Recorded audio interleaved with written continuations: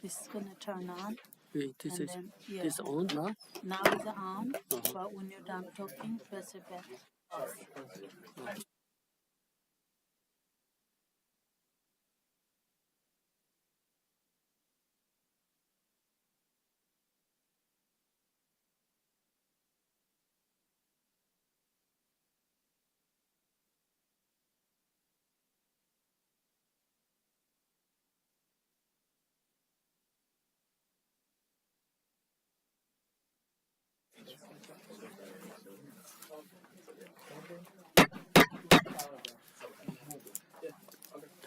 Good evening, everyone. Thank you all for coming to our council meeting. This is our last regular meeting of this year. Today is December 8th, 2025. It's time approximately around 6:32. I have to call this meeting. Okay, let's raise up for the flag studies. The flag of the United States of America, to the republic which stands, one nation, under God, indivisible, with liberty and justice for all. Could you read the open public statement? Yes, Mayor. This meeting was called pursuant to the provision of the Open Public Meeting Act, PL 1975, Chapter 231. Notice of this meeting was included in a notice sent to Star Ledger and the Record on November 12, 2025, and published on November 18, 2025. Posted on the bulletin board in the municipal building and has remained continuously posted as the required notice under the statute. Copies of the above mentioned notice are available to public and on file in the office of municipal clerk. Okay, thank you, Madam Clerk. Please, roll call, please. Sure, Mayor. Councilwoman Drummond. Here. Councilman Luciano. Absent. Councilwoman Begets. Yes. Councilman Liang. Here. Councilman Patel. Yes. Councilman Katrubis. Here. For the record, Mayor Park, Borough Attorney Mr. Ferraro, BA Mr. Chowdhury, CFO Mr. Frizvi, and department heads are in the attendance. Okay, thank you. For the public information, we are currently holding tonight's meeting in a hybrid format. We have people in person and by Zoom. That is also live stream on YouTube. If our Wi-Fi at the council chambers has an issue where the Zoom meeting drops, we will aim to retrieve the connection to the continue the meeting. Okay, next proclamation. The borough will present a proclamation at this meeting under Mr. Lewis and Ms. Manijoli. Okay, would you read it for me? Thank you, and good evening to the Mayor and Council. This evening, we have two proclamations on the agenda, the first being a proclamation presented to DPW laborer Michael Lewis. Whereas on November 15, 2025, DPW laborer Michael Lewis bravely assisted a dog in distress near Beverly Road and Kim Hunter Road, as documented in the Animal Bite report. And whereas Mr. Lewis bravely intervened by removing the bone lodged in the dog's mouth, preventing further harm or potentially fatality to the animal. Immediately after removing the bone, the dog inadvertently bit Mr. Lewis' hand and causing major puncture wounds, as noted in the official report. And whereas Mr. Lewis was promptly transported to the Englewood Hospital for treatment, and despite his injury, his actions directly contribute to saving the dog's life.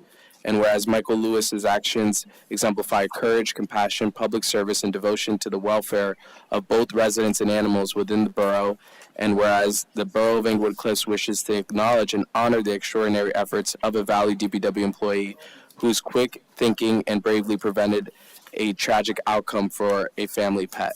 Now therefore be it proclaimed that I, Mark M. Park, Mayor of the Borough of Englewood Cliffs, along with members of the Borough Council, hereby honor and commend DPW laborer Michael Lewis for his heroic and compassionate actions on November 15, 2025, which resulted in saving the life of a dog in distress, and be it further proclaimed that the borough expresses its gratitude to Mr. Lewis for embodying the highest standards of public service and for contributing to the safety and well-being of the Englewood Cliffs community. Signed by the mayor with support from the council. Okay.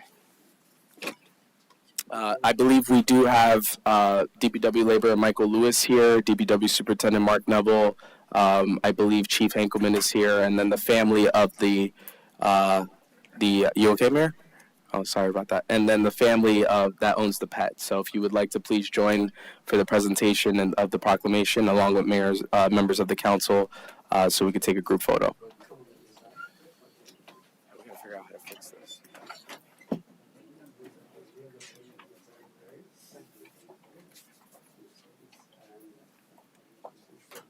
If you guys want to come down, this is for DPW.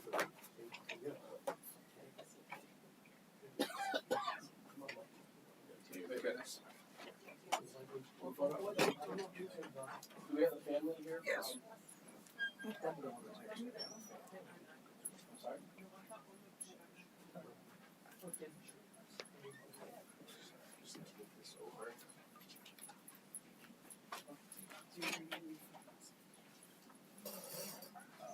Chief, do you want to get in? All right. Councilman, can you get in a little bit? All right. Shaking it. All right. 1, 2, 3. Perfect. Thank you. Awesome. Thank you so much. Thank you.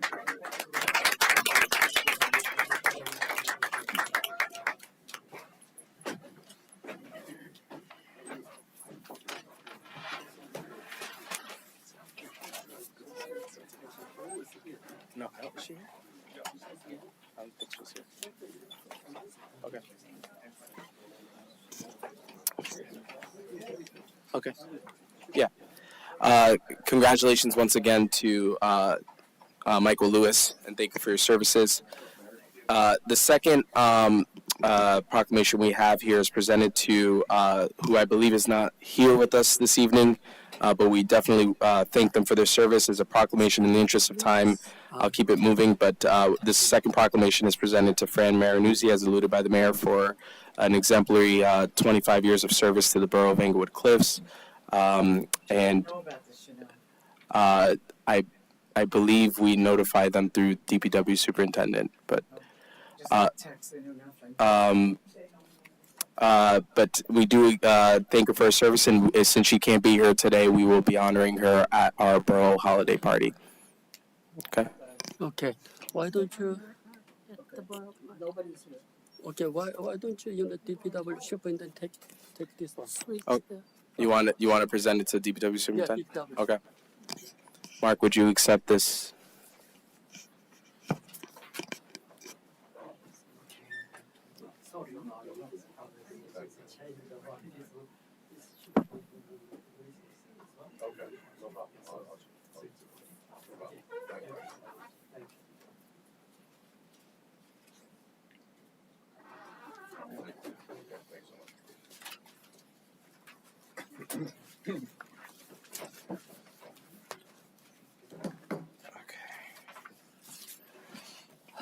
Okay.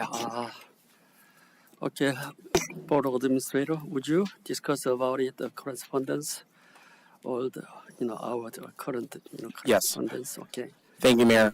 So we have two correspondents on the agenda. One from a letter from Rabbi Shane, Executive Director of Lubavitch on the Palisades from early November, requesting approval from the Mayor and Council for the following: to set up the menorah display that they do every year on the southwest corner of Palisades Avenue and Sylvan Avenue /9W from December 14th to 2020, December 14th to December 22nd, 2025. And to hold the annual Chanukah Memorial Lighting event ceremony with entertainment and refreshments at Walter S. Gundel Community Center on Thursday, December 18, 2025 at 6 p.m. Our respective department heads have been informed of such to assist with the event. The second correspondence is from the Bergen County Division of Community Development. with important CDBG updates. The director was just letting us know about the deadline of the application and submission and prior year projects to close out, in which we have been working closely with them on for projects. And just for a note, we do have a resolution on the agenda for an application submission. For folks that don't know, the only applicable project scope for Englewood Cliffs regarding CDBG Community Development Block Grant funding is our senior center, and we did consult with our senior citizens group president currently, Mary O'Shea, as well as our professionals when putting the project together. So we thank her and thank everyone else. Okay, next on the agenda is our department head report. Could you start administrator first? Okay. Yeah, I could start. Good evening, Mayor and Council, members of the Council. I'll be rather brief so we can move along. I'd like to first wish everyone a happy holiday season. We actually held our annual Christmas tree lighting ceremony this past Saturday. A big thank you to everyone who came out. It's wonderful to see so many residents, families, and neighbors and children kick off the holiday season together. I'd like to thank our Recreation Department, DPW, our police, fire, and all borough staff that assisted and helped organize and managing another successful event for the community. And in particular, I'd like to thank our Recreation Committee Chair, Tim Katrubis, and the entire Recreation Committee and the Municipal Council and the Mayor for assisting putting the event. They were handing out hot cocoa and just being there with the community. It was really, really festive. Secondly, I'd like to acknowledge and announce to the community that I've been informed by our grant writer that we've received a grant award from the New Jersey Department of Transportation for municipal aid for Lorry Drive to Roberts Road repaving project in the amount of $107,967 for Phase 1. This award represents our ongoing commitment to reinvesting in infrastructure, improving roadway safety, and pursuing every opportunity to leverage grant funding to reduce the financial burden of taxpayers. Now, I know we submitted additional DOT grants. We're waiting to hear back from them. They're in the middle of transition, and a few other items are kind of short-staffed at DOT, but we should be hearing back from them. I did receive some good news on our local transportation grant funding application, and hopefully, and knock on wood, we, for the first time in borough history, we get that grant funding.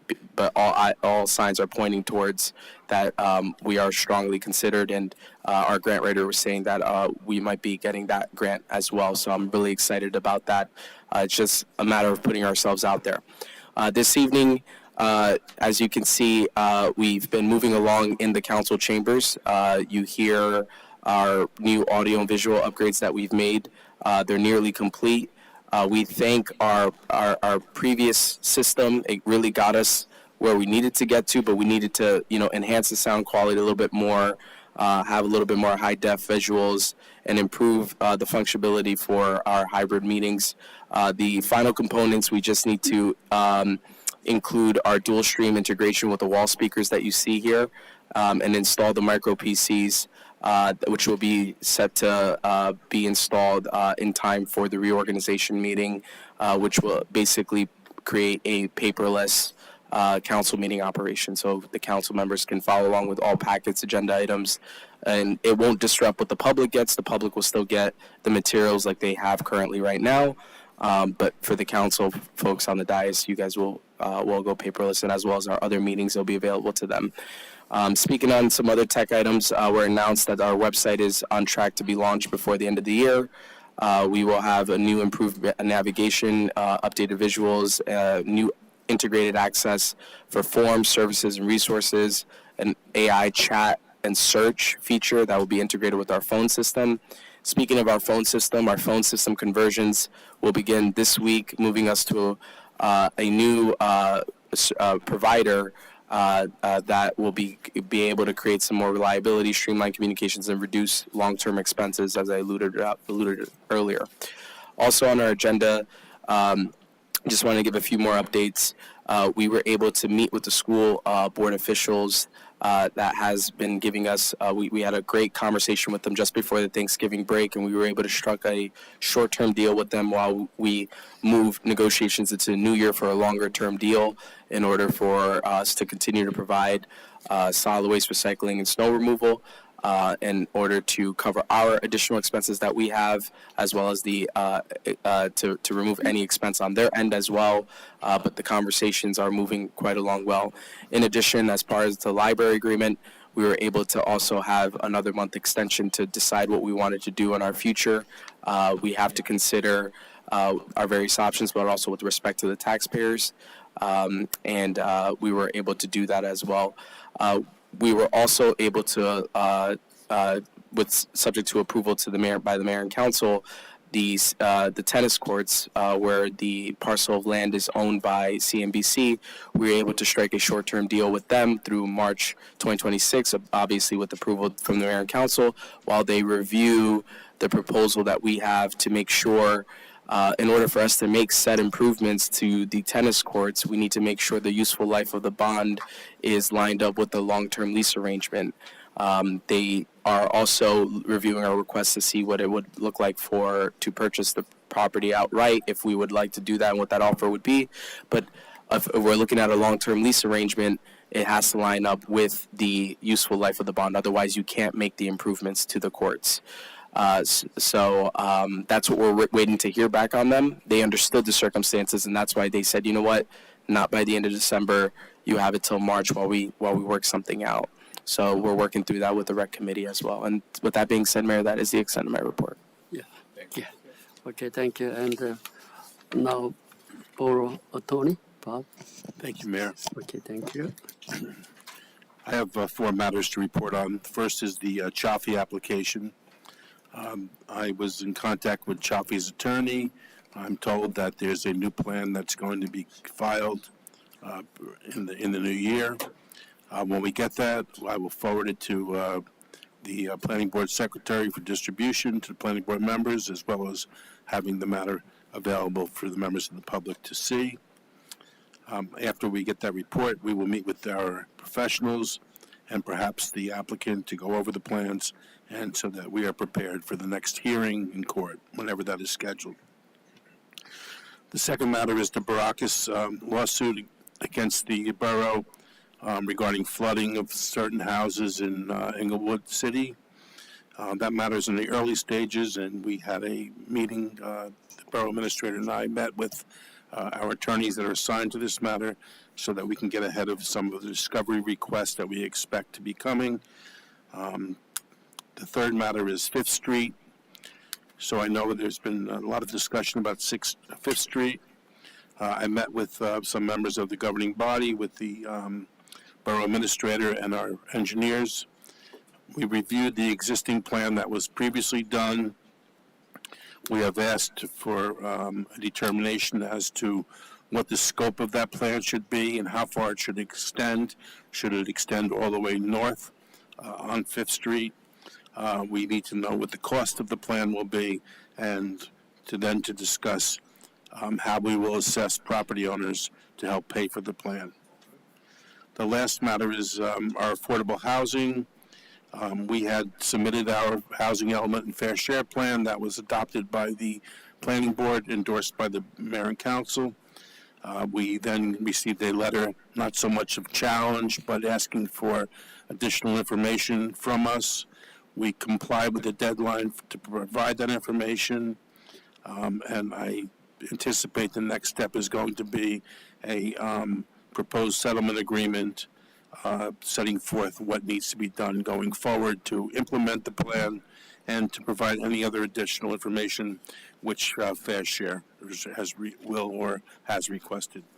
Thank you, Mayor. That's the extent of my report. Thank you, Bob. Next up, Borough Engineer. Borough Engineer.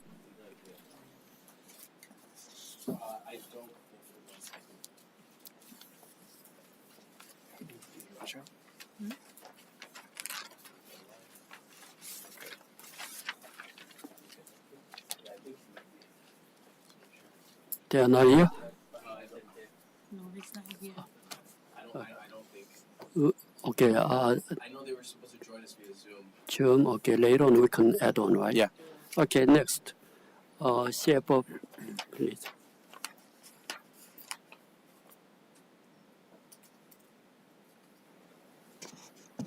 Good evening, Mayor and Council members. The two bond ordinances are for adoption. One is strictly dealing with the sewer improvements. Second is the various capital improvements. Once the stopper period passes at the end of the year, you'll be able to move forward with those projects starting January 1st. As we come to the end of the year, we have two finance resolutions dealing with closeout of the books. First is the transfer resolution in the amount of $400,000. This is a resolution that you pass at the last 2 months of the year, where basically you look at your departments who have need for additional funds versus departments that have excess funds. We make the determination of making those transfers. Coincidentally, the amount of the transfers this year is exactly the same as last year. It's $400,000. Second resolution that you'll be voting on tonight is a cancellation of appropriation. And I want to highlight this resolution because this resolution is going to cancel your appropriation for legal services in the amount of $1 million. If you remember, the appropriation that we budgeted during the budget process was $1.4 million. So this is a significant amount or percentage that you're canceling, 1 million out of the 1.4. To compare, last year, the legal services line item was budgeted at 1.8. We had to do an emergency at the end of the year for $300,000. So that's $2.1 million that we expended last year, compared to $400,000 this year. That's about 20% of last year's expenditure. So that's a significant, benchmark. That's the amount that you will directly be going into surplus, and that will allow you to start the budget process on a positive note. Last item on the finance is we are trying to, between the borough administrator and myself, we are trying to streamline the payment processing for both online payments and in-person payments. Currently, you have different portals and different payment mechanisms. We are trying to streamline it and go with one vendor, Nemo Payments. So eventually, all the online payments, whether it's recreation, tax payments, and other departments, they will all fall under the same portal. And eventually, we will also be placing in-person card readers, so individuals or residents who want to pay by credit card in person have that flexibility if they want to use it. Thank you. Okay, thank you. Okay, next, Police Department.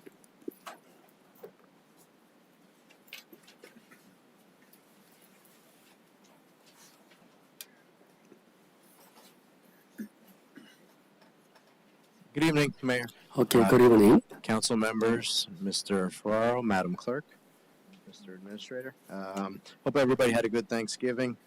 I'm sorry I was unable to join you last month. I just wanted to congratulate Councilman-elect Lee and Councilman-elect Kapsasas on their election. Look forward to working with them in 26.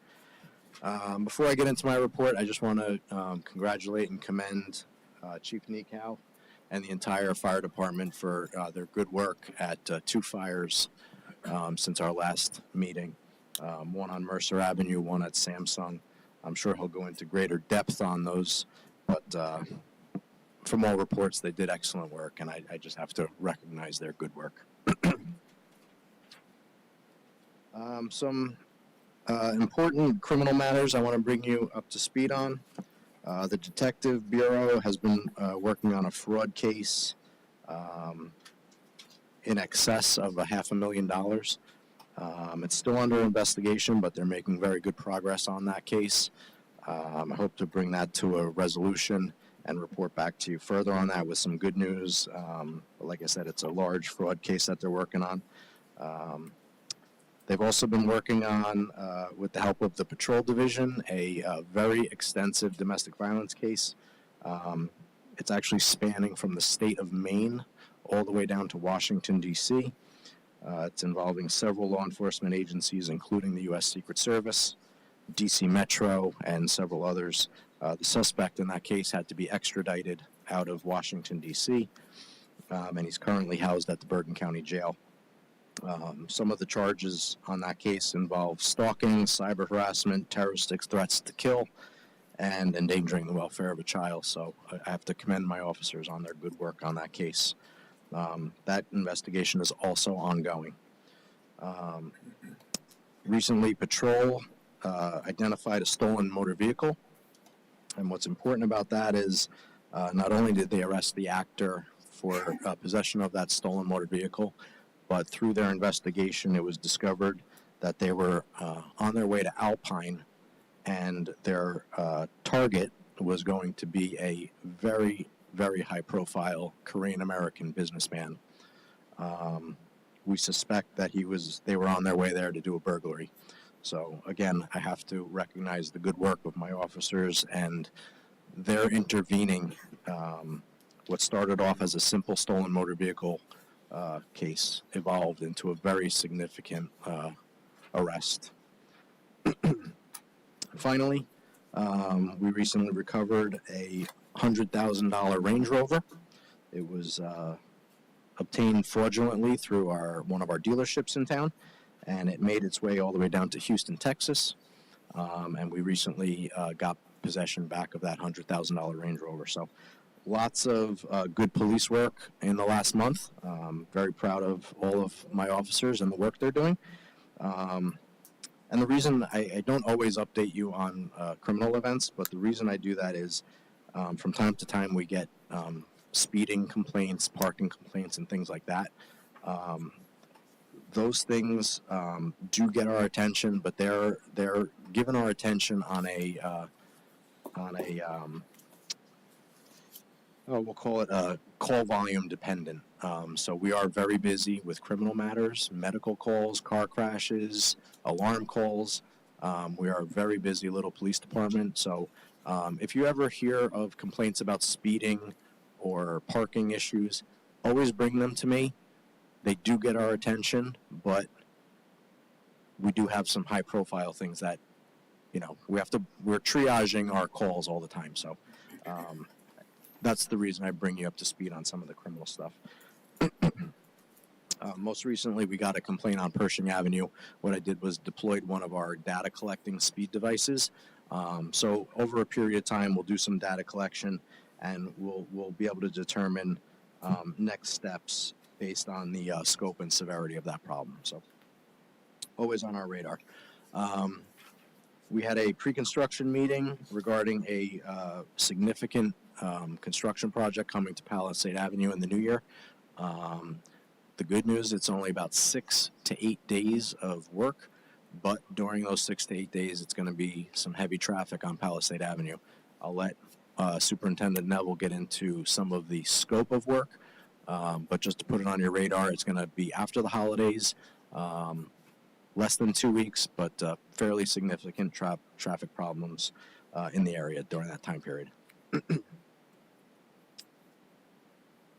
Some community outreach events I want to make you aware of. On November 24th, I attended the DWI Candlelight Vigil in Hackensack. That's an annual event. Law enforcement goes there to remember all the victims of DWI crashes. It's a moving event. But I was there on the night of the 24th to represent the borough and the police department. My officers told me the tree lighting went well on Saturday evening. Congratulations on another good event. I'm sorry I couldn't attend, but I did hear it was very well attended and a good event. Yesterday morning, I went to the Veterans Home in Paramus for a holiday event. We call it Wreaths for Our Heroes.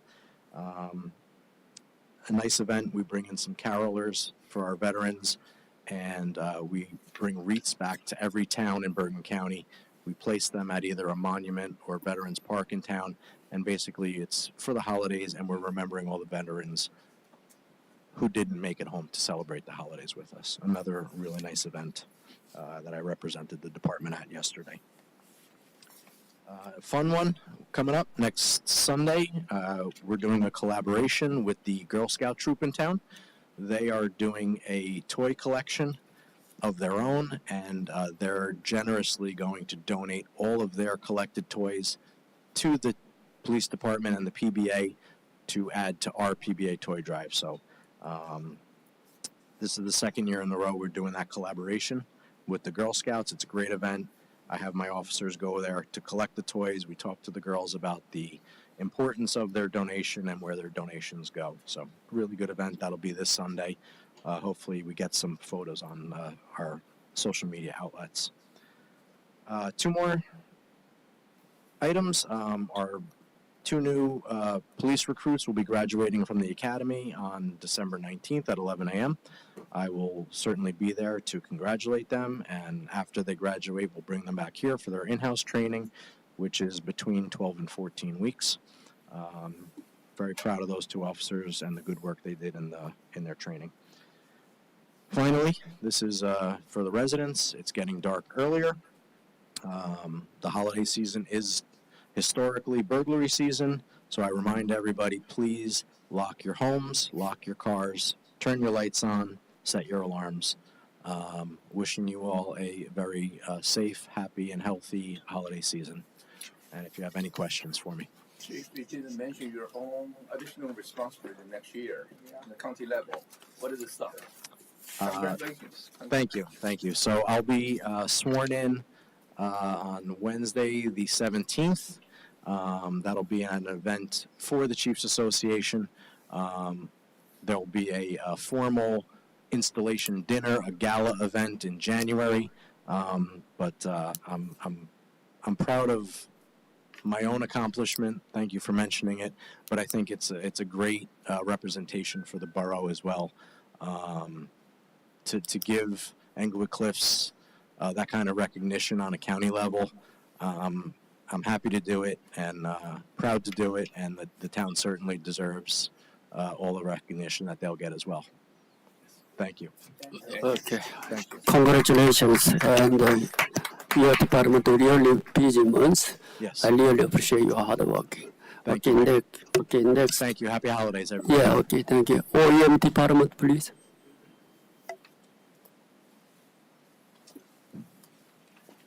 How are you? Good. How are you? Yeah, How's everybody? Yeah.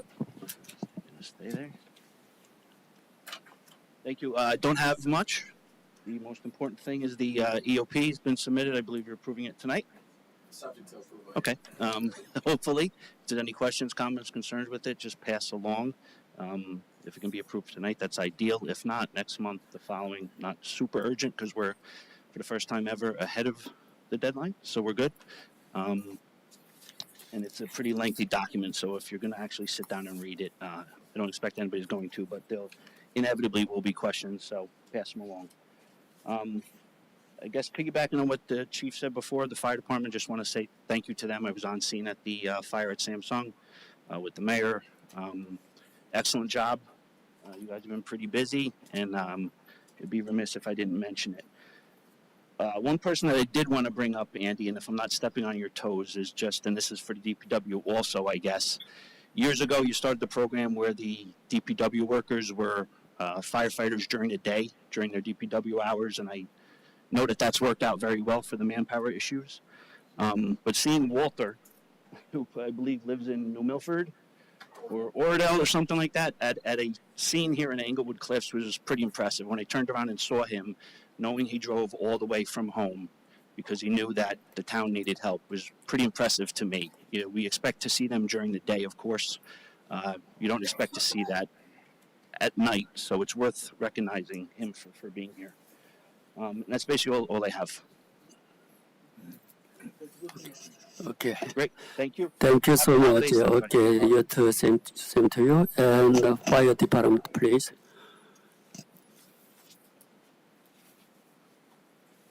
Good evening, Mayor and Council. Good evening. Happy pre-holidays. As was alluded, but before I do anything, I'd like to also congratulate the chief on becoming president of Bergen County Chiefs Association. It's a tremendous honor and well-deserved for him. As stated before, we have been pretty busy the last month since we last met. We've had 2 fires, one in a large commercial building and one in a residential building. Both fires are still under investigation, but it's not suspicious. One of the important takeaways for the fire in the residential house was that the occupant had no working smoke detectors in the house. which is in this day and age a very dangerous thing to do, given all the electronics, everything like that we have inside. To dovetail onto that, the last meeting I mentioned that the fire department, through the help of the borough administrator, we procured a large supply of smoke alarms for distribution to residents in need. I would encourage the governing body through any means of social media or marketing outreach, to put that out there, because I've got a pallet of smoke alarms in my office that could be used somewhere else, and it could have made a difference, for the one resident. That being said, I'd like to thank our members who came out on both occasions. The Samsung fire, Mayor, as you know, you thank you for coming. That was a very smoky fire, even though it was contained to a small area. Any type of fire in one of those large buildings, which we call horizontal high rises, because they're not tall, but they're very long and very wide. They can be very, very challenging to deal with. Related also is to the holidays, is that as we approach the holidays, we've got to make sure that, everything is done safely. Christmas lights, fireplaces, things like that. This is the time of year that we see, incidents with oven fires, fireplace fires, or chimney fires rather. They come to a little bit of a peak. So we'll be working to, make sure residents are educated about that. Last thing I have is that on the 20th of December, the fire department is doing its annual Santa tour. That's where we get Santa Claus and his festive characters to, travel through the town. This year, we're either going to be collecting food, or in cooperation with the police department, we're going to be collecting toys for the Toys for Tots. That any resident that we encounter along the way, be happy to donate. We'll make sure that they get donated to a good place for deserving people. And that is all that I have. And I wish you happy holidays, Merry Christmas. And Smoke alarm is battery operated, right?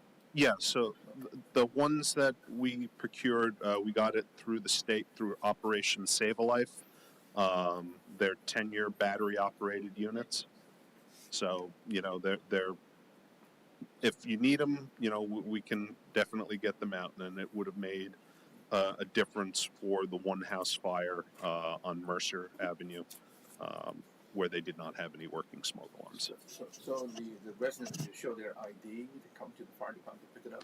Yeah, the only thing that we're required to take is we're required to take a name and address. Any distributed smoke alarms have to be reported to the state. I don't know how strict they are about it, but I'd just rather keep a record of it just in case they do ask for that information. All right. Okay, thank you. Last Saturday, I really appreciate fire department. You did a great job. And also, I was a Samsung fire place. It's a smoky area. I cannot stay 5 minutes more. It was very dangerous, but your team successfully did all your good job. I really appreciate. Yes. Yeah. And just one other thing, I'm sorry, dovetail into what Lieutenant Tracy said regarding our DPW. Just coincidentally enough, I was forwarded by the county a advertisement for a job for Glen Rock Borough, where any of their new DPW laborers that they hire full-time, they are requiring them to have firefighter certification.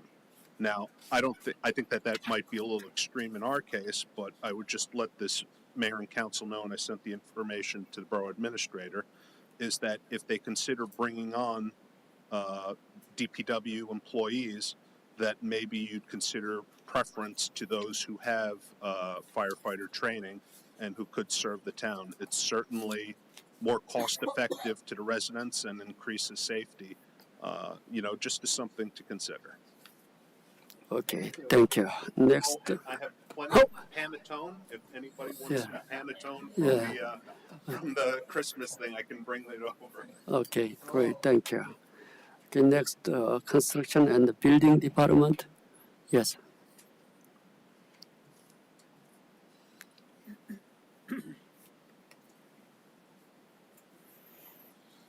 Good evening, everybody. Good evening. I just want to say that we had a couple of fires, and Samsung, there was pretty extensive damage.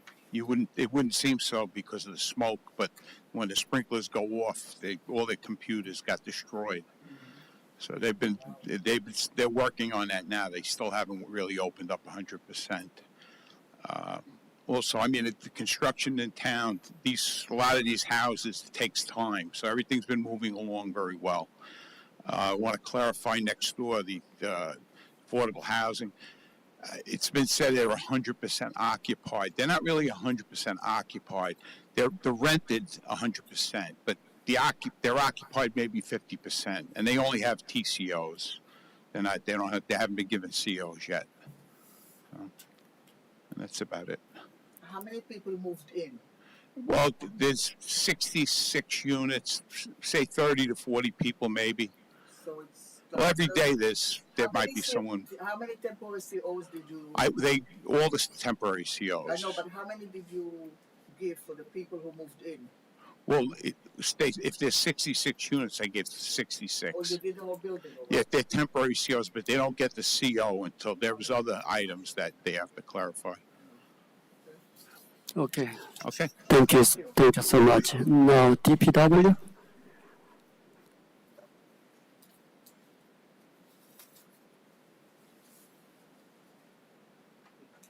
Good evening, everyone. Okay, good evening. A few things. Wrapping up leaf season this week. Last day to put out leaves was last Friday. We're making a pass through town this week. I have to thank the staff entirely. This week we'll probably close on about 6 to 8 weeks of picking up leaves. No accidents, no injuries. I think we have one of our best leaf seasons that we've had in the past. Very, very efficient, and very neat in their work. So I thank the entire staff from start to finish. Chief mentioned the county I was on that pre-con meeting on the 3rd, and they are coming into town after the New Year holiday to do stormwater work on Palisade Avenue. That will consist of the assistance of draining from Clifton Terrace, Floyd Street, and Marjorie Terrace. That work is supposed to be 6 to 8 days, and I believe there will be one lane open, Chief, at all times? We're still talking about whether we're going to alternate. Yeah, but it's not a hard closure. Or we're going to do. Okay. That's yet to be. That's yet to be determined by the country. Okay, thank you. The borough tree lighting, I apologize, it was not available to make it, but my staff heard, tells me everything went well. It was a nice event. Co-ops, wrapping up. They have just a little bit of work left. Just working around the cold weather and just trying to get things done there. There's 2 streets left with some concrete work. Just on to actually administrative would be the last 2 things I have regarding employees. I want to thank you for the proclamation to Michael Lewis. Michael joined us just over 2 years ago and has been an excellent employee. What he did out there regarding the dog was borderline heroic. Really, I don't know how many people are doing that. I want to make it clear, it wasn't a workman's comp case. He was working, did not get hurt at work.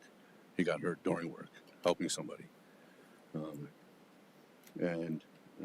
Really outstanding, to have somebody on the staff do that.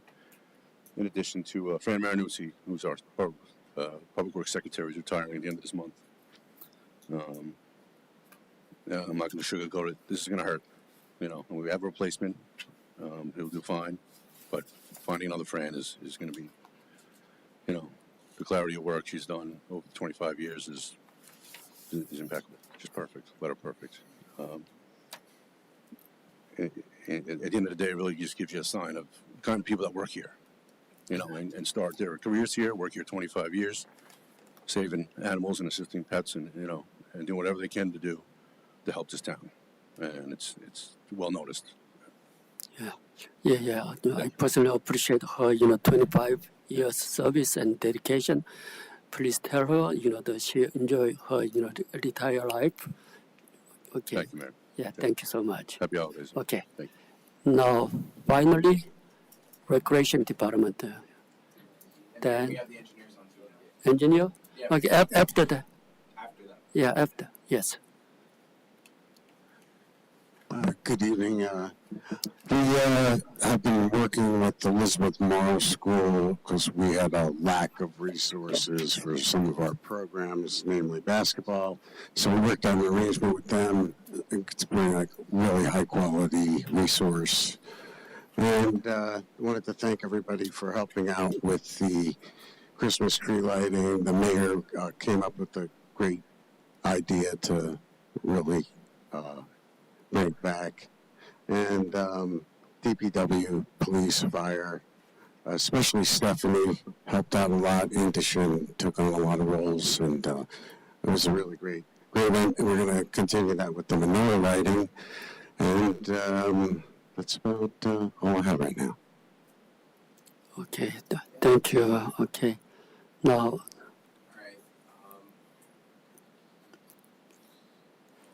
Now we have the engineer on Zoom. We have Eric. Eric, give me 1 second. Let me just turn the volume on in the back so the folks inside the chambers can hear you. All right, Eric, go ahead.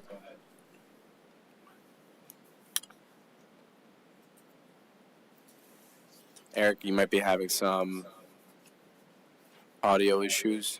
We can't hear you.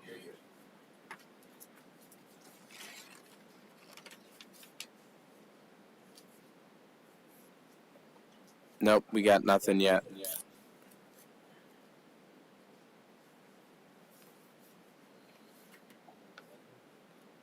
Eric, I'm going to call you, okay? And then I'm just going to put your, since we have a little bit good of an audio, I'll just put you on speaker.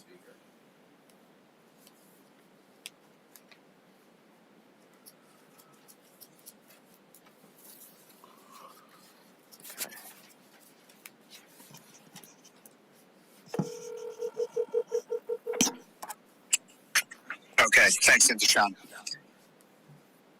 Are they able to hear me? Yep. All right, great. Okay, so my presentation will not be very long. It'll be somewhat brief, but I'll go through our list. Our office is still studying 5th Street for road reconstruction. We're almost near completion of the sewer capacity issue. The paving project is almost concluded, but we're still looking at Forest Street. And that's really the conclusion of what we're currently working on, unless there's any questions. But what we can follow up with is a more detailed breakdown tomorrow via email. But that's all I had. All right. That's all? What's up? That's it. Okay. Yep, that's correct. Okay, thank you so much. All right, Eric. Okay. Thanks. I'll text you. Okay. Thanks, Sean. Yeah, okay. Next item is public comment. I need a motion to public comments. Motion to, I need open for the public comment. I need a motion. And who is the second? Motion by Liang, second by Rashid. All in favor? Yes. Okay, please note there will be a 5-minute public comments time limit. Come out and your name and address, please. State your name and address. Mayor, no, the address is not required, Oh, not just required? the name. Yes. Just Only name. the Okay, name, sorry about please. it. Any of the members of the public would like to come forward for the public comment section? Okay, Mary O'Shea, Want to hand please. Mary the mic, maybe? Yeah, Mary O'Shea. Send it, Mary. It's wireless. Okay. Mary O'Shea, 12 Irving Avenue, Englewood Cliffs. I know that tonight you have an ordinance on the agenda to approve a grant request for the senior citizens. And I have talked to the administrator and went over items that are on the request list. But I do need to bring it to your attention. If this grant is not approved in total, I hope that the council will have a commitment to do these items on their own without the grant. Okay, we've been looking for these items for years. I have Roberta Stern put it in on a grant, it's not approved. I had sent emails to Lizette Duffy, nothing happened with that was pursued. The patio in the back is a trip hazard. The fence is falling down. There's no way to circulate air in the room because the windows are solid block closed. So these items need to be addressed in the total if the grant is not approved. And I would like to hope that there's a commitment from the council to pursue it if the grant is not approved. Secondly, I'd like to ask the attorney about the HESPA report. You said that the Fair Share Housing came back and asked questions. I made comments when we filed the report. I spoke to Councilman Katrubis about issues that I felt that were not, I didn't agree with, that were in the recommendations from the Mistretta. And I wanted to know if any of those recommendations that I had made or that other people had made have been included in the new report, or has that all been for naught and nothing done on what we have said? Okay, and will that report be available for the public? Because I asked the secretary for the planning board and the chairperson, he said, we do not get a copy of that back now. We have nothing to do with it. You know, we approved it, it's gone, you know, we're out of it. I'd like to know the status of it, and I'd like to know the status of the comments, if they are, any of them have been taken seriously. Also, when I look at the salary ordinances, I really get upset with the salaries that we're paying across the board. I don't believe that the borough clerk should be getting a election stipend, because the main responsibility of the clerk is elections, and nobody ever asked for that before. And that's not necessary. She's making a very good salary. She doesn't need an extra $2,500. Also, I've often said I do not agree that employees should have multiple positions and get salaries in multiple places. Now, assistant borough administrator, $35,000 to $40,000. I believe that's the planning board secretary, who's also getting $20,500, and as a COLA officer, another $2,700. And then in the construction department, I don't know where technical assistant, maybe that's what you call her, $55,000 to $65,000. So those are 5 different positions. And I know Kathy does a very good job. And we used to have a part-time assistant with her. Now we have a full-time assistant. And I just don't think that people should have 3, 4, 5 salaries. It just goes against the grain. And that's even Rosemary Weber when she took the position for Board of Health Secretary, and I was on the Board of Health. I stressed the fact that we had to add additional hours to her day, because it wasn't going to be 9 to 3. It was going to have to be a longer work week, and we added hours. And I don't know if that's continued or not, but you're going to get a second salary for doing the job while you're in the building. The same time you're there, you don't get paid twice for being there. Okay. My time is up. Time's up. Okay, thank you. Okay. Can I just add one thing, Mayor? Yes. Thank you for coming, swearing in the new Senior Citizen Board. And I'd like to thank the council's support for the seniors. And I am leaving as president this year after many years. I'm turning the reins over to Giovanna Mongioli and a new board. And I'm very confident in their ability to handle things and carry on. Thank you. Thank you for your dedication for a long time. Thank you. Next, anybody else?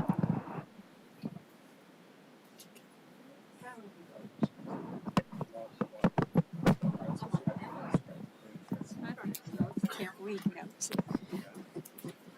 Don't worry about it. Okay. Just a few odds and ends. The Barkus. Just state your name for the I'm record. sorry, Karen Geiger. The Barkus lawsuit. Can you tell me who the attorney or law firm is that's representing us? On smoke alarms, can you tell me, did we get them for free or did we procure them? The word was used as procure. I don't think there's any family in town who can't afford to pay for a smoke alarm. And so I would be concerned as to how they're distributed, if there's any needs assessment, in case there are people who would require and can't pay for that themselves. Board of Ed, I just want to clarify. The new agreement you have is similar to what my husband suggested. As I read it, it says that nobody pays. Okay, just want to clarify that. Okay. And I want to clarify my position, which is that I don't care who's paying for it, but it's no value to me as a resident if you're just shifting the cost from one entity to another. I'm paying anyway, as are all residents. Ambulance, when I saw Jim Tracy up here, had a question. He raised an issue about the ambulances and where they were situated. It hasn't been dealt with by the mayor and council since. Has that been resolved? Neglia, January 1st, they're due to have the report that you're hiring them. Now it's December 8th. You're paying them $28,000 to do it. Are they committing to have it done, and why are they being hired at this late date for something that had to be known? The article that's got sent out to the residents about a Hanukkah committee, I'd like to know who's on the committee and when was it set up. The legal issue, you're transferring almost $1 million out of legal. I'd like to know why it wasn't known to this council when you adopted the budget in October that you were significantly underspending that line, and why it has to be known first now. And finally, the salary ordinance, which just appeared in our book, in the pamphlets that we got when we got here. And I don't appreciate that. It is referenced. I looked for it, not there. It's bad enough that the public gets the copy of some of the ordinances by Monday morning. But to not have it appear when it's a significant thing that affects taxpayers directly is really not right. My concern on this is that I noticed a pattern in here, which is that people are hired into positions, they're paid low hourly rates, they're not given benefits, and all of a sudden now they're jumping up in salary. One person was hired at $25 an hour, I believe, and now the salary is going to be $52,500. There's no stipulation about how many hours the person is going to work or what benefits will be received. And that can go through most of these positions. You haven't articulated who's in them now. It doesn't really matter who's filling them to me. The whole idea is if you're going to hire someone because you have a need for a job, hire them appropriately, whatever that may be. Don't get them in on the cheap side so it looks as if you're not spending the money and then all of a sudden double or triple the cost. Thank you. Okay, thank you. Next. Okay, yes, come up, please. Melanie Simon, 33 Lynn Drive. I just wanted to report on something that's very nice that's going to happen to one of our residents on Monday, December 15th, at the Barrymore Theater in Fort Lee. Congressman Gottheimer is giving out a Hero Award. And this year, the recipient of that award is George Drummond. So I want to thank him for his service over the years. Okay, thank you. And the next, yes, come up, please.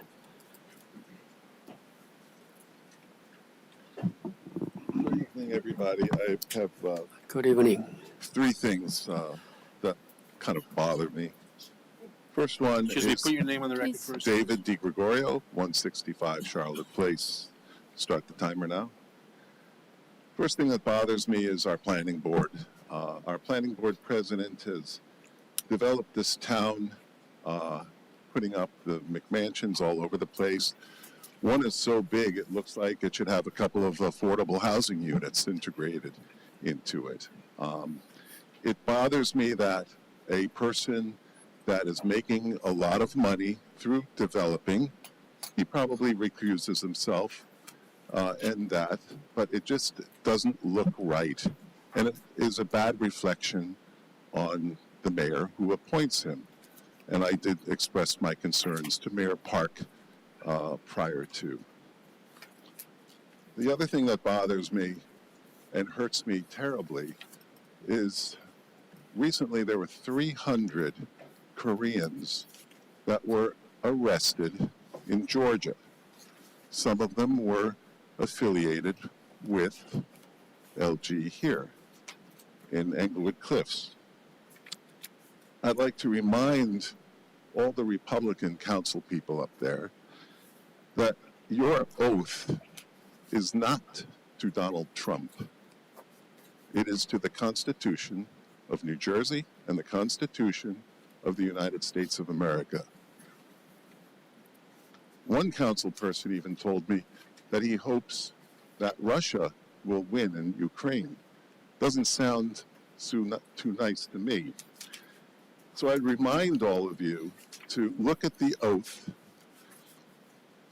and think about the crimes that Donald Trump is committing right now by doing something that's not unlike what happened in World War II, prior to World War II in Germany. It's absolutely disgusting that our law enforcement are having masks. And what bothers me is that many of you are, frankly, Trump bootlickers. Doesn't reflect well on you serving the public. Third bothersome thing is our recycle. Under Mayor Kranjak, the recycle, and I suggested that, and for a time, the recycle was put in the back. Right now, it's in public. We accumulate, especially this time of year, boxes upon boxes. When the wind blows, it blows up and down Hudson Terrace into where the convent is, and it really doesn't speak well for our town. It's in the public. I've seen people from all over the county, from Innocent Conversations, dumping there. Simple. Let's put a fence around it and sell keys. Keep it clean, keep our garbage contained, and in addition to dropping off, if you have keys and you have swinging gates that open so you can take the stuff out of there, everything is contained. Technology can also be dropped off. A lot of old technology and things that shouldn't go into the regular garbage could go into that little area that we would have beautifully designed as a state-of-the-art small recycle center. Put a video camera on it and put a key that people could purchase for whatever, about $30, $10, whatever you think. So those are my suggestions. Frankly, I have one more concern. I see a lot of money being thrown around on a lot of things. I'm just waiting until the taxes go up. I know that you wanted to keep them low and you didn't have any tax increase the last year, but I'm very nervous that we may be looking at some tax increases in order to pay for these bonds and everything else that seems to be going up. Thank you very much, everybody. Remember, it's the Constitution, not Donald Trump. I wouldn't want to see any of you being caught when he's in prison and seeing pictures, old pictures of you on Facebook with the rest of his bootlickers. Separate yourself. Serve the town. Be kind. Time's up. Okay? Thank you. I didn't. Thank you. Okay. Thank you. Next, yes.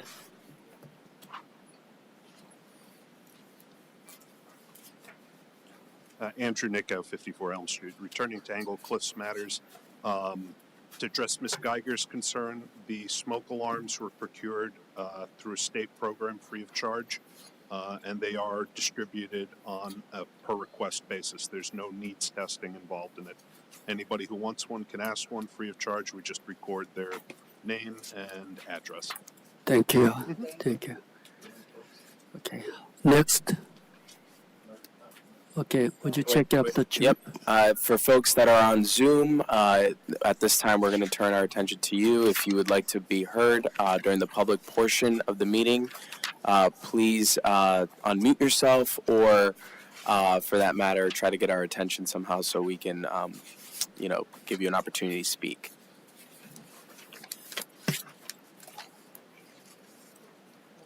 Nope. Okay, Mayor.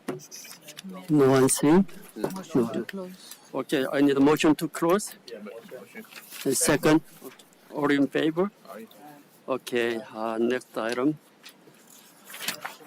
Approval on minutes. I need a motion and a second to approve the November 12, 2025 regular meeting minutes. Roll call, please. Second, okay. Roll call, please. On roll call, Councilwoman Drummond. Yes. Councilman Luciano, absent. Councilwoman Begets. Yes. Councilman Liang. Yes. Councilman Patel. Yes. Councilman Katrubis. Yes. Motion carries. Okay, thank you. You want me to respond to some of the questions that you asked? Okay, yes. Mayor, I just want to take a moment to answer Ms. O'Shea and Ms. Geiger. Ms. O'Shea, the housing element and fair share plan that you referred to was a document that was adopted by the planning board. You had indicated tonight that you had some comments. I will speak with Mr. Mistretta about them and see if any of those have been incorporated, but essentially our direction comes from that document. So the document is adopted by the planning board. It's a planning board document. But I will see if any of your concerns are being addressed subsequently. Ms. Geiger, you asked who the attorney was that's assigned to the Baracus case. That's, excuse me, I made a note of it. It is, one second, I'm sorry. I wrote it down after you asked. Okay, the attorney assigned is Joseph Carney from the firm Brown and Connery in Westmont, New Jersey, and they were assigned by our JIF. The JIF selects them. JIF assigned them. Yeah. And I believe the reason they were chosen was that there was a very, very large judgment down in South Jersey, and that this firm came in after the fact on appeal and got it reduced very substantially. So that's why I'm sure. My concern, as you know, is that the attorney hired by the plaintiffs is a national expert in flooding and engineering, and I hope that we have someone of comparable stature. They're a very good law firm, very reputable firm, and they were chosen as a result of their success in the other matter as well. Mayor, I'd like to just answer just two questions that was okay. stated. As far as the salary ordinance, without getting into specific employees and things of that nature, from a general concept, two items were brought up about the conversion of 2 employees. It is still part-time. We just took the part-time hourly and made them part-time salary with respect to their timesheets and the effort that they're putting in. It's the same amount that they're getting for the 29 hours or the hours that they're working in a given week that the CFO converted. It just means that they're not going to get anything above and anything less. They're just getting the same thing part-time. No benefits, no increase, none of that nature. To the comment about the election stipend, typically that was given or subject for approval. That was listed simply because currently right now with respect to the timesheets, if you account for the municipal clerk's hours, they're supposed to be working 28, 29 hours. Otherwise, you would have to give benefits if you go beyond that. So the election day, they're working 10, 11 hours plus. And that alone will knock them out. And typically, we have a council meeting that follows right after. So typically, what towns do when they have a part-time clerk, they put a stipend to get away from including the hours of election day into the municipal clerk's weekly timesheets. So I just wanted to clarify those two things. And as far as the Chanukah lighting, nobody on the council is on that committee. That was, again, forwarded. The flyer was crafted by the rabbi. And I believe this has been a longstanding tradition led by this synagogue. And they have their committee for Englewood Cliffs, specifically like how the Eid Committee of New Jersey does the crescent lighting for Englewood Cliffs. Just to clarify those two questions. And I think the CFO had a comment about the legal expenses. Okay, got it. Sure, okay. So on the legal services, as I stated earlier, last year's budget was 1.8. We ended up doing an emergency at the end of the year, which put us at 2.1 million. Given the history in Englewood Cliffs and my experience in the last 2.5 years, I did not feel comfortable reducing that appropriation significantly. So that's why I brought that number down to 1.4, I believe, which was still a reduction, but not a significant. And I wanted to do a conservative approach and rather do a cancellation than under budget and have to come up and do an emergency at the end of the year. So that was the reasoning for the amount that was selected during the budget. Okay, thank you. Pierre, you want to add additionally something? Yeah, I just want to add one more thing. As far as the interlocal agreement that was discussed, obviously we are ongoing with the conversations with the school district. They understand that the expenses that are incurred to run an operation, it's not apples to oranges. It's, they charge us for use of facilities that are additional services for security and as well as custodian. The municipality has been providing this service. It necessarily doesn't belong in our books because in the bid specs we did include it. However, it is an isolated service that is not regular curbside pickup or Main Street snowplow and cleaning, which is why we're having this conversation. Our goal is to eliminate costs on both sides, and that's what we're doing. So the costs are flat. There's no costs on our end, and there's no costs on their end. That's the fruitful discussion that we had with the school district, and that is the goal that we're working towards while we're trying to lock this deal down sometime in the new year, subject to approval by both entities. Just want to clarify that as well. Okay, got it. Thank you. Okay, next agenda is payment of vouchers. I need a motion and a second to approve resolution 25-236. I need a motion. Motion. And second, who? Okay. Any discussion? Any discussion? No? Okay. Roll call, please. Councilwoman Drummond, Yes. Councilman Luciano, absent. Councilwoman Begets, Yes. Councilman Liang, Yes. Councilman Patel, Yes. Councilman Katrubis. Motion carries. Okay, thank you. Next, adoption of ordinance. I need a motion and a second for second reading of bond ordinance 2025-09. Would you? I need a motion. Motion. And Motion by Councilman Liang. second. Okay. Councilman Patel. Okay, roll call, please. On roll call, Councilwoman Drummond, Yes. Councilman Luciano, absent. Councilwoman Begets, Yes. Councilman Liang, Yes. Councilman Patel, Yes. Councilman Katrubis. Motion carries. All right, then the Okay. clerk shall read the bond ordinance, please, Yes. by title.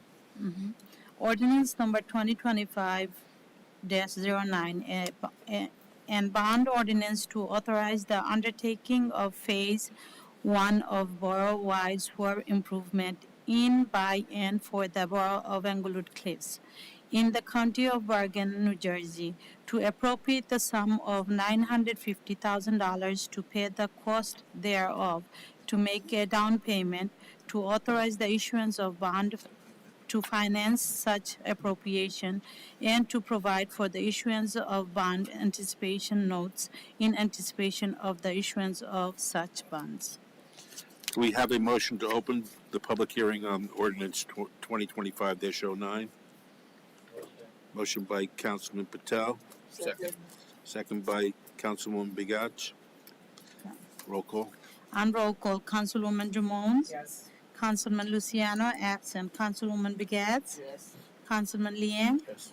Councilman Patel. Yes. Councilman Katrubis. Yes. Motion carries. Okay, so this matter is being open to the public for public hearing on ordinance 2025-09. Anybody wishing to be heard, please come forward. Ms. Geiger? Okay, Karen Geiger. First thing is at the last meeting, you noted that there was an error in the ordinance itself. It shouldn't be 10% because it's not 10%. And you were going to correct it, but it hasn't been corrected. So please correct it. There is no 10% contingency, 10% business part greater. So please eliminate the 10% number. So it's accurate, you just wanted to call it Right here? contingency. I believe the engineer, when he was here, agreed with that.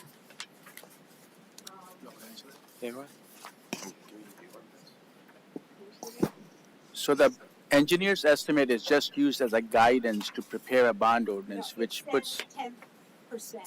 Eliminate the 10 and you will have complied. Just put in the word contingency. You're fine. but we are deciding to do a bond ordinance in the amount of It doesn't $950,000. affect that. I'm sorry, I don't want to argue with you. It's a very simple. Where's the 10% that you're The referring to in the 10% bond is- ordinance? I don't know if it's in his sheet. It's in his Yeah, so it It's was in his, his it was his policy. proposal, No, and he corrected it by Which- eliminating which it. is fine, but we can still choose to do a bond ordinance for a higher amount than the proposal to cover the section 20 costs. Excuse me, it's very simple. Okay. At the last meeting, the engineer was here. He said there was an error. The way you correct the error is you don't say 10% in front of the word contingency. Just say contingency. Then the whole thing totals. I see, right. okay. Yeah, but It's nothing to do with So this, anything other than a clerical error. right. It's the supporting document that it's a needs to be supporting corrected. document to the bond Whatever, ordinance, I yeah, got a copy this of. 10% you're talking about. Yes, Yes, just okay, eliminate the okay, 10. we'll have him resent it. Yeah. Okay. That's all. Do It's just do we okay.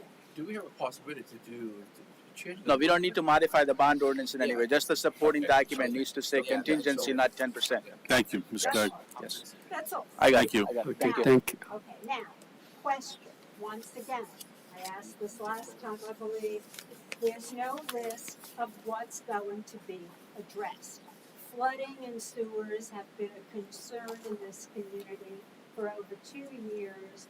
We've had studies done which pinpointed in detail what has to be done. Where is this $950,000 going to be used? Which We don't know residents yet, can exactly. expect relief or changes?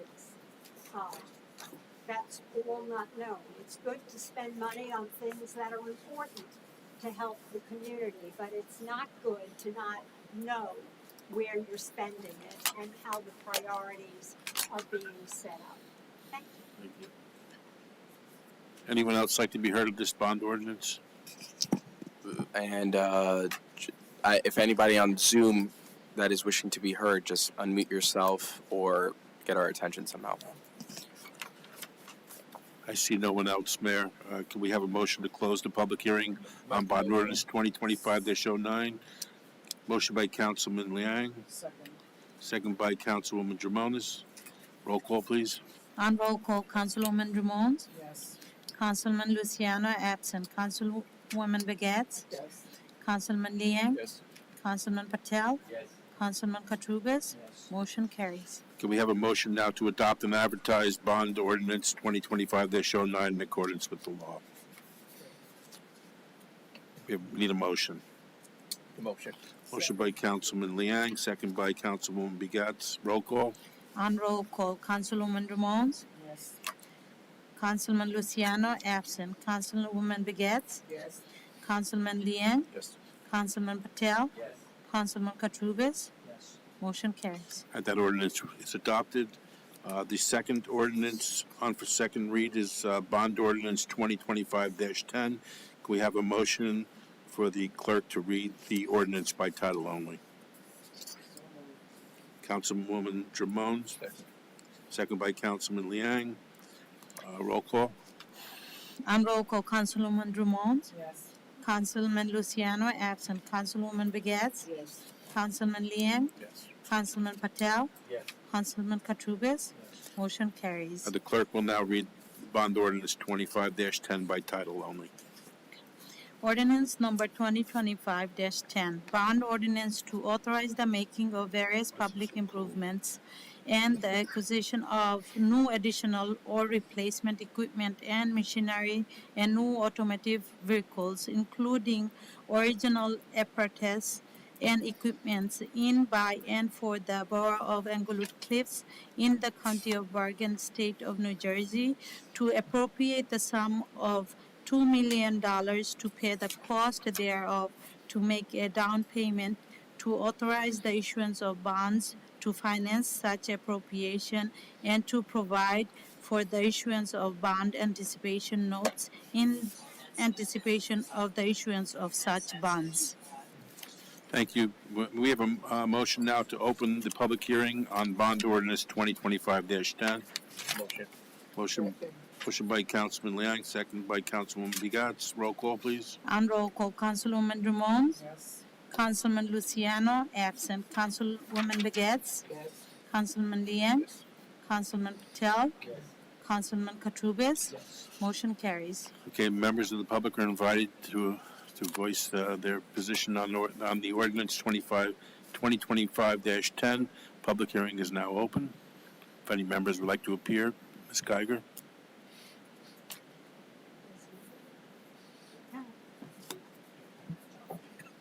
You don't have to read it. It's okay. It doesn't matter. I'll talk.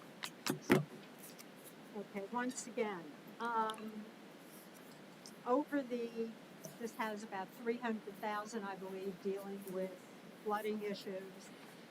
I've been coming to council meetings for too many years, and what I've noticed, or certainly what I've been privileged to watch over the years, was endless discussion about improvements to the park. And the parks were ultimately awarded to cost us a little over $5.5 million, give or take. Here we are with a $3 million bond appropriation that isn't for a major thing like a park. It has nothing to do with road improvements, which are cyclical, but a hodgepodge of things that have appeared on capital budgets over the years. Some haven't, they're all new. All of a sudden, it's okay to spend $3 million with zero discussion about any of the items on it. I have never heard any of these items discussed by this council. Now, I have no objection to any of these in theory, but I'd like to know what has not been considered for a bond ordinance, why these items have been picked by you to fund now, and why you're going ahead with $2.7 million, basically. Or, I'm sorry, $1.7 million, this is $2 million, of items with zero discussion about any of them in public. Is that going to be a pattern here?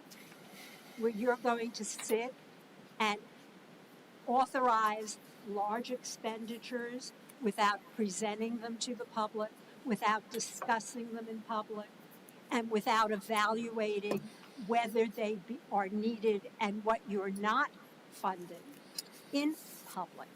Thank you. Thank you. Any other members of the public wish to be heard? Anybody on Zoom? I don't see anyone further. Can we have a motion to close the public hearing on bond ordinance 2025-10? Motion by Councilman Liang, second by Councilman Patel. Roll call, please. On roll call, Councilwoman Ramon? Yes. Councilman Luciano, absent. Councilwoman Begets? Yes. Councilman Liang? Yeah. Councilman Patel? Yes. Councilman Katrubis? Yes. Motion carries. Okay, then may we have a motion to adopt and advertise ordinance 2025-10 in accordance with the law. Can I just ask, what are some of these items? I can answer that if you want. Okay. So to answer your question and also Ms. Geiger's, so this is a list of number of projects. It's not one big project like we did the park improvements years ago for $5 million. The first ordinance was in its own for sewer improvements. So I'm not going to include that in the $3 million. From this ordinance alone, the $2 million, over $500,000 of it is for DPW equipment, machinery, and vehicles.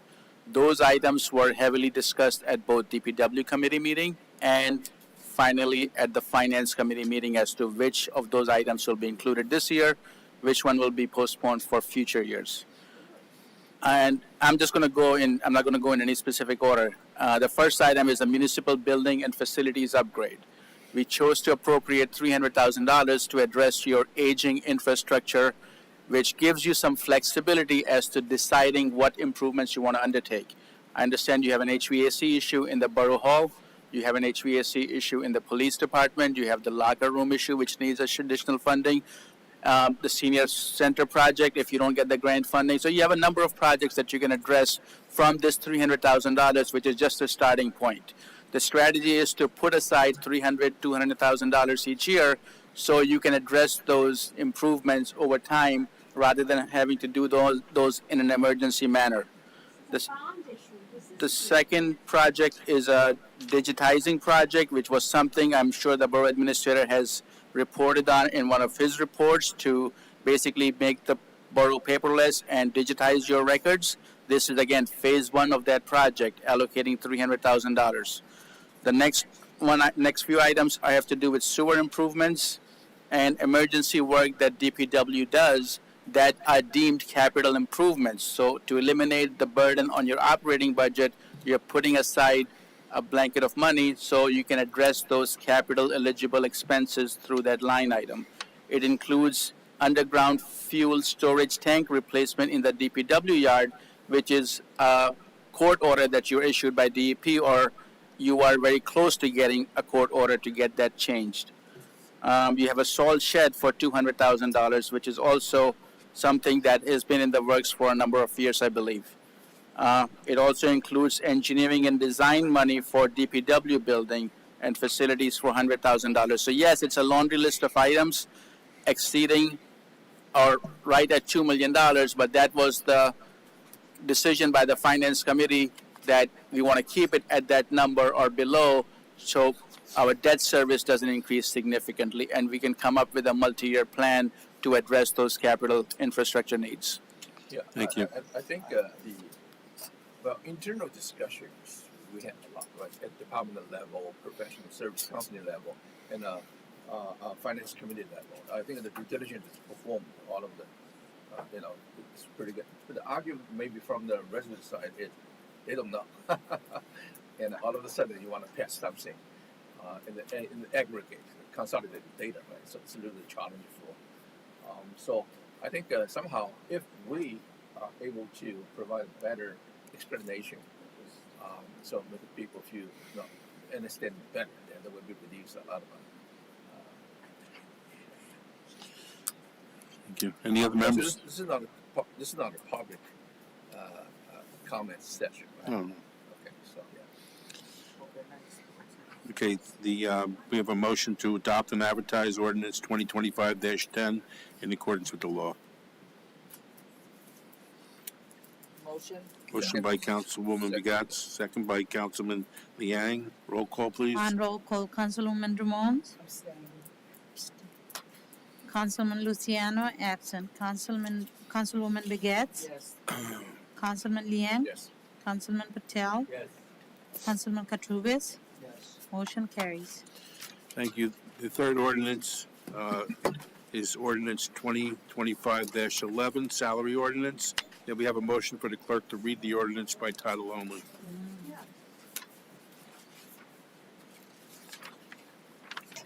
We need a motion and second.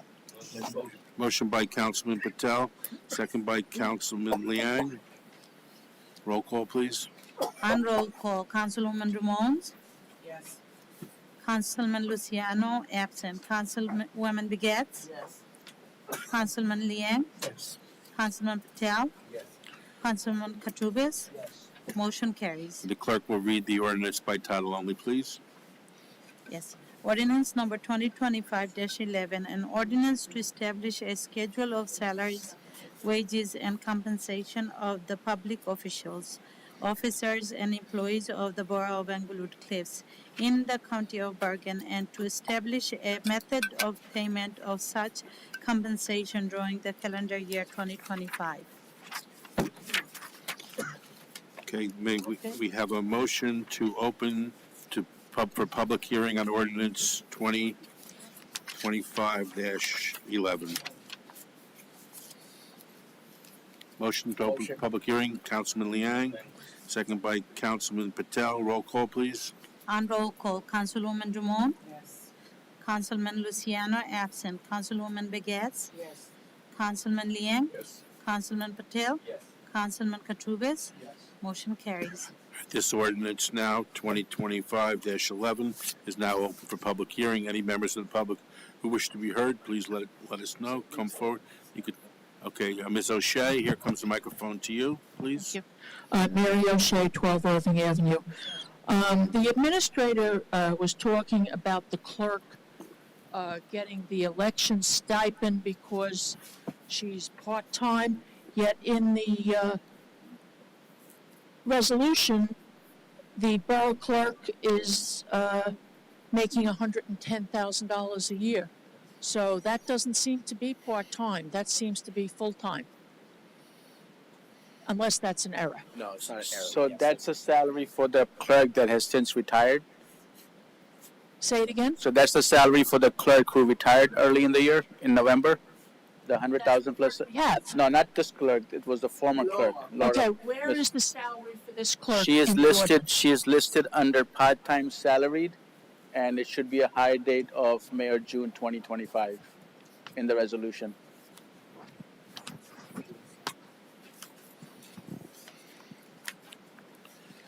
Are you looking at the ordinance or the I'm resolution? looking at it, I don't see it.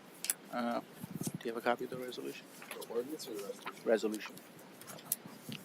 I think she's commenting about the ordinance.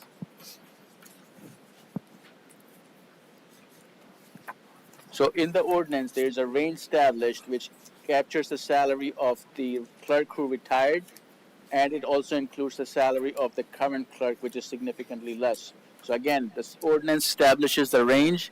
Then there's a companion resolution that the governing body will act on that will define the individual clerk's salaries, both the one that retired and the current clerk. Okay, but all it says is that there's no from and to. It's just up to 110,000. Talking about this. That's what's in there. You're talking about the ordinance, Mrs. O'Shea? Yeah, I'm looking at the page that's coming in. Oh, ordinance, yeah. Down the bottom of the page. Office of the Clerk in the Health Department, Borough Clerk. Rate maximum 110. There's no minimum. There's no part-time. Well, I believe the way the ordinance, because it's the salary and wages for the calendar year 2025. Our previous clerk was employed with the borough, even with a separation through, I believe, the end of November, or beginning of November, rather. So basically, these employees are entitled to their retro. However, the resolution itself, which you see, that's the accompanying resolution, I believe, was it 251 or 252, if I'm not mistaken. That resolution has that listed there, what their part-time salary would be they're salaried, so they're no longer. So next year, you're not gonna see the 107? Yeah, you're not going to see that. Okay. Yeah, because the next year's ordinance is not going to have that listed. Because she was here this year, I guess that would do it. Resolution.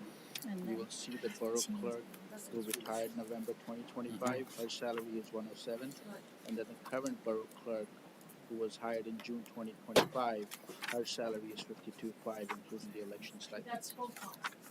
No, this one is part-time. So Part-time. yes. And that's just a conversion. That's all. Can you give us the detail for the conversion? I'm sorry? To avoid my putting it in Oprah, Oh. can you send me the math? Yeah, we can just state the math right here. I mean, you want to state? No, I want the numbers. Okay. So I'll ask for the sheet that provided that calculation. You've obviously done it. You say you have, so I'd love to see it. Okay, does anybody else wish to be heard on this ordinance? Ms. Geiger?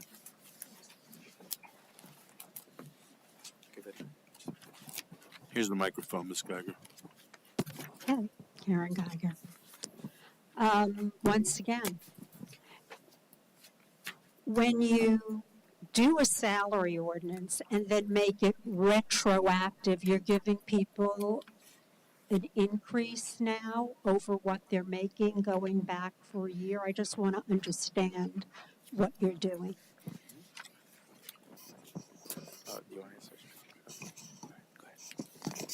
So the retro covers the standard. What is it? 2.5%, or it's 2.5% that they would get for the employees that are not in any union.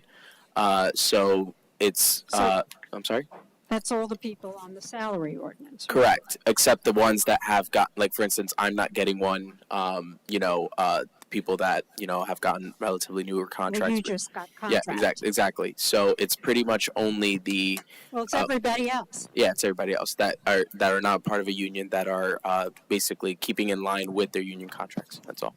Well, they don't have union contracts. Yeah, exactly. If they were to be in one, to be in line with those. In the future, it would be helpful, and I will be asking for this, to have the names of the employees. We have a very small. We can't do that. Can't do that.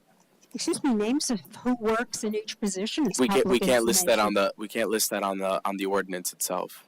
Okay, I'll put in an Oprah for it. I want to know who is here. I know who they replaced. Sometimes you hire people at a salary, and all of a sudden it goes up with the next person dramatically. And we don't know why or who, whether their job duties changed or whatever. If I look at these titles, I don't know who the people are. I know who the people are when I see their names. I know how they serve us. I'm not commenting on anybody's work at all. Most of them do a wonderful job. But I want to know who we're paying. There aren't that many people here. And that way I can look at it and say, okay, the tax assessor, I'll just take that, is going up. I don't know what they're going up to because I have a minimum that may be worthless and I have a max that may be worthless because I don't know what they're getting paid. The company resolution covers that for you. What they're currently getting paid today. Where is the company resolution for each of these? Why don't you put it next to it so we could see that? Instead of looking at a piece of paper that you give us today for the first time at this meeting. Well, first off, the salary ordinance was given previously, and it's on the website. The salary ordinance. Yeah. This was provided last month. Right. So who is getting what? So if you look at There's resolution not. It's 20, just here now. if you read the resolution 25-248, the CFO prepared it. That basically shows what each current employee that's listed or kind of on that range aspect that you'll be able to see that. Why didn't you attach it instead of being at the back of the packet where we'd have to go seeking it? Because when it first it's in the resolution appeared? packet. That's why it's a resolution, not an ordinance. Let me. It's very Robert, simple. what is your opinion? Are we able to disclose the name in the formal documentation? Well, not at this moment, but we'll consider what the request is. Let's go. Thank you. I got it. Thank you, Ms. Geiger. Do you want me to clarify the calculation of the full-time salary, the part-time salary? I think you can do that. I think you No, can she's just all do right. that because we'll follow it up too. Thank Just you. do it. Is there anyone else who'd like to come forward on this ordinance? This ordinance only? Okay, seeing none. Anybody on Zoom? Seeing no one on Zoom, can we have a motion to close the public hearing on? Motion by Commissioner, Councilman Liang, second by Councilman Patel. Roll call, please. One second. On roll call, Councilwoman Ramon. Councilman Luciano absent. Councilwoman Begets. Yes. Councilman Liang. Yes. Councilman Patel. Yes. Councilman Katrubis. Yes. Motion carries. Okay, may we have a motion to adopt and advertise bond ordinance? I'm sorry, Yeah. it's not a bond ordinance, salary ordinance, ordinance 2025-11, and to advertise it in accordance with the law. Motion. Motion by Councilwoman Begat, second by Councilman Patel. Roll call, please. On roll call, Councilwoman Ramon. Yes. Councilman Luciano absent. Councilwoman Begets. Yes. Councilman Liang. Yes. Councilman Patel. Yes. Councilman Katrubis. Yes. Motion carries. Okay, then the last ordinance is ordinance 25-12, and we have a motion for the second reading of the ordinance 2025-12, fee schedule for use of recreation facilities. We need a motion and second. I'll make a motion. Motion by Councilman Liang, second by Councilman Patel. We have a roll call, please. On roll call, Councilwoman Ramon. Yes. Councilman Luciano absent. Councilwoman Begets. Yes. Councilman Liang. Yes. Councilman Patel. Councilman Katrubis. Yes. Thank you. The clerk shall read the ordinance by title only. Ordinance number 2025-12, an ordinance setting forth procedures to use borough recreation facilities and amending fees schedule for use of recreation facilities. Okay, may we have a motion to open this ordinance to public hearing for ordinance 2025-12? Motion by Councilman Liang, second by Councilman Patel. Roll call, please. On roll call, Councilwoman Ramon. Yes. Councilman Luciano absent. Councilwoman Begets. Yes. Councilman Liang. Yes. Councilman Patel. Yes. Councilman Katrubis. Yes. Motion carries. Okay, this matter is now open for public hearing on ordinance 2025-12. Anybody wishes to be heard on this ordinance, please come forward. Ms. Geiger?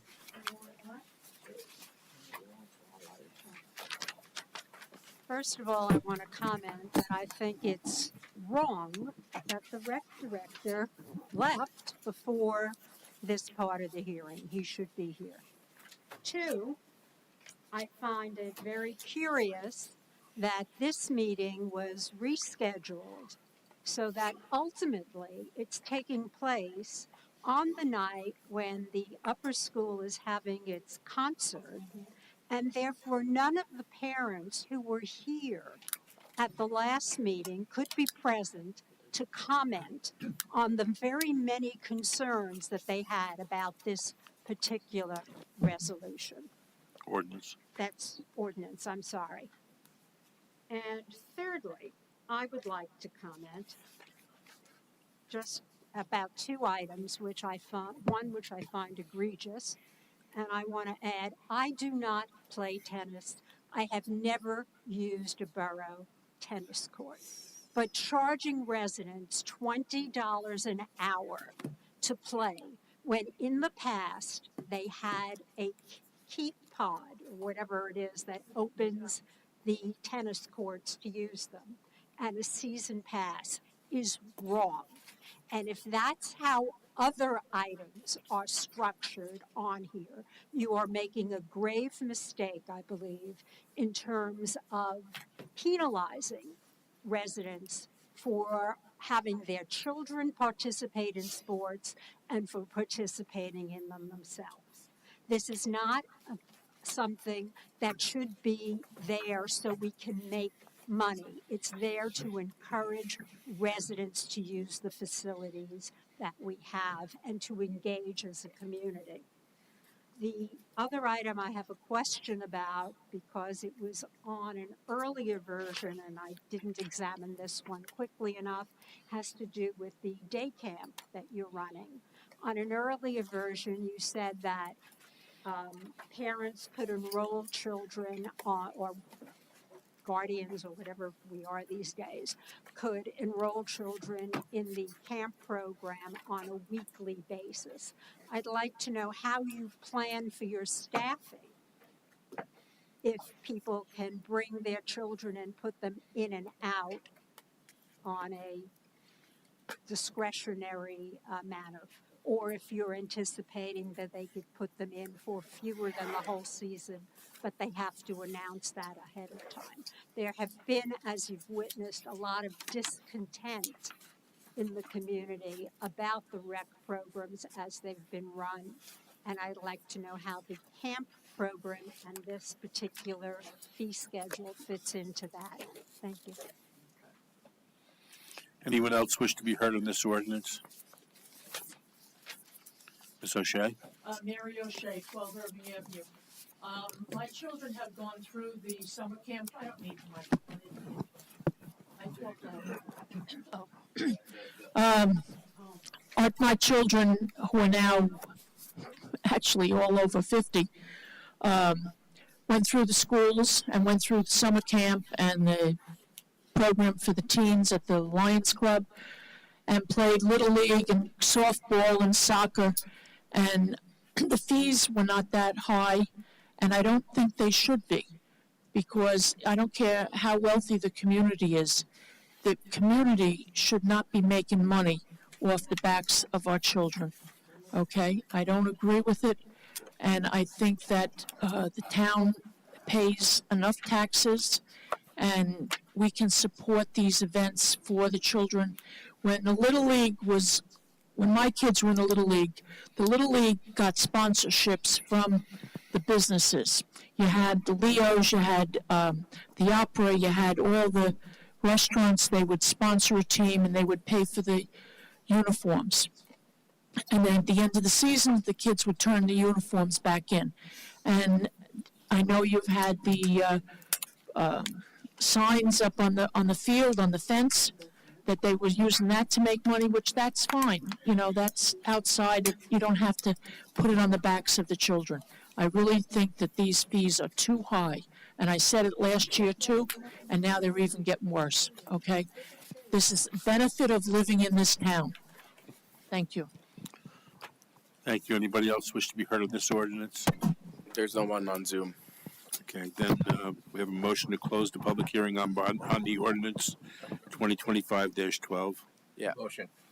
Motion by Councilman Liang, second by Councilman Patel. Roll call. On roll call, Councilwoman Ramon, Yes. Councilman Luciano, absent. Councilwoman Begets, Yes. Councilman Liang, Yes. Councilman Patel, Yes. Councilman Katrubis. Yes. Motion carries. Bob, before you move on to the next item, I'd like to just quickly answer the question. While the rec director is not here, I'd like to state that I think I clarified a lot of the items on a constant contact message that I sent out. A bunch of residents did reach out after the meeting, in which I did respond to them stating as to what the structure meant. Now, in the ordinance, there is a key term in there. The recreation director reserves the right to waive any of the fees that they using their discretion. I did want to allude that while we talk about the fob system and we talk about access, especially with respect to the tennis courts, that system is outdated, and not only outdated, it's also questions of unconstitutional in terms of access. So how is it that a non-resident will have access to the same level of services? It will become an issue with the ACLU. We're trying to avoid that. Now, Don't go there. no, I with all due respect, Interpreting the law. I'm not misinterpreting the law because I have friends. I can call Amal Sinha directly and we could speak with him, and he looked at the ordinance. We could have that conversation, but this has been an issue in other towns. We need to be more accessible. We don't need to create a big enough fee schedule gap where it also becomes very lopsided. the key term in there is that the rec director reserves the right to waive any fees. In addition, you could create easily a program called the tennis club, which becomes a rec program, and then it becomes the same exact thing. You're just creating a software-based system where people can have access, where they can show their permit, and then the gate is already open and ready to go. So when people are reviewing, hey, do you have a permit on you? They're asked to leave or to stay. So it's bringing things up to modern times, not creating a fob system, not closing our amenities. We open things up and creating an online reservation system that's also accessible for the public to view what's being rented and what's not. So it is actually a bit more transparent. That's what I'm just trying to say. But the fees. $20 an hour or not? What the ordinance reads is what the ordinance reads. But like I said before, if you read at the bottom, the statement that we reserve the right to waive any and all fees, we waive the right. You know, if the concern is that we're going to, basically charge residents for exclusive use and try to rake in the funds on them, that is not the goal here. In fact, if you look at the ordinance in its totality, there are fees that actually have shown decrease. So that is what I just want to state there. I did want to clarify that the ordinance needs to justify the means in terms of, what is constitutional. We don't want to be lopsided. We want to be a welcoming community, but we also don't want to be able to have our legislation be challenged. That's all I'm saying, because it would. And I mean that respectfully to you and everyone else that may disagree. So, with that being said, that is my comments, Mayor, on that ordinance. Then may we have a motion to adopt and advertise ordinance 2025-12 in accordance with the law. Motion. Motion by Councilwoman Begets. Second by Councilman Liang. Roll call. On roll call, Councilwoman Drummond, No. Councilman Luciano, absent. Councilwoman Begets, Yes. Councilman Liang, Yes. Councilman Patel, Yes. Councilman Katrubis. Yes. Motion carries. Okay, there are no ordinances on first read. Next is the consent agenda. So from resolution 25-237 through resolution 25-253, may we have a motion to accept and adopt those resolutions in one motion?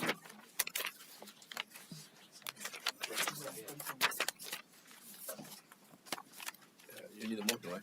Yes. I make a motion. Motion by Councilman Liang, 1 second. 1 second. Second. second by, Team. who did that? Councilman Councilman Katrubis. Katrubis. Okay, any discussion? A roll call, please. On roll call, Councilwoman Drummond, Yes. Councilman Luciano, absent. Councilwoman Begets, Yes. Councilman Liang, Yes. Councilman Patel, Yes. Councilman Katrubis. Yes. Motion carries. Okay, thank you. Any old or new business?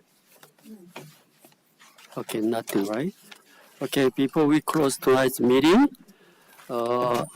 here is elected new council elected Mr. Tae Lee and Mitch Kapsatskis. Welcome again, and I hope we work together. I'm expecting your new role, and I believe we can continue to serve our residents with honesty and dedication. Before we closing tonight's meeting, I want to give a chance some word to Councilwoman Drummond. I really appreciate your service, and why don't you add on to the public to expire your term? Why don't you add your one comment? All I can say is thank you for letting me serve, and I'm certainly not leaving. I will be sitting. Yeah, I know. But anyhow, this is officially, to serving. And then, okay, thank you. And then, every council member, okay, from the Mr. Philip Lian, starting the one word. What a year. What a year, another year. And I'm really appreciate the town give me the opportunity to provide my the service. And happy holiday for everyone. Yes. Yeah. Okay, thank you. And we need that. Okay. Thank you. Councilor Rebecca Biget. Hello. For the public comment. Oh, yeah,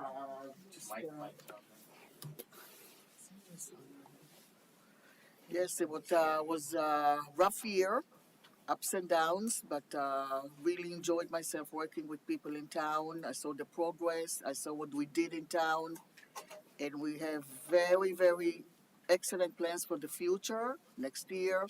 We're working very hard, and I'm sure you're going to see the results. And welcome Mitch Kapasis and Mr. Lee, and we going to be a good team and promise we're going to do our best for the benefit of the town. That's what we care. All the rest is not important to us. We are not working outside of the town. We're only concentrating on our town. Okay, thank you. Next. Yeah, good evening, everybody. Thank you for putting trust in us. We have a lot of things achieved. We have hired Etisam Chaudhary as a board administrator. He's a young guy with a lot of energy. He has a lot of things done, a lot of things he has put in place. And we will be putting our new website and application to interact with the Borough Hall. And we are definitely looking forward to continue our lot of work in upcoming years. And thank you for again trusting Mayor and Council to serve the residents. Thank you. Okay, Councilman Mr. Tim Kotrovs, please. Yes, thank you, Mayor. Happy holidays, everyone. Just wanted to say that I'm pretty excited about working with all the new technology that's coming, and I think that's going to be a tremendous benefit to the residents, especially the new application that's coming. And I just wish everyone a happy and prosperous new year. That's it. Okay, thank you. I want to thank our resident, our council members, and all our town staff members, and our professionals. I really appreciate your hard working and your services. I'm looking forward to working with you next year again. And I wish you and your family a health and peace and a lot of blessings and peaceful holiday seasons. Thank you, everyone. I'd like to thank you, Mayor. Okay. As well. Yeah, You thank worked you. very hard. I need a motion and second to adjourn this meeting. Make a motion. Second. All in favor? Okay. Thank you, everyone. Have a good Meeting holidays. adjourned Yeah. at 8:28 Yes. p.m. We have an architect.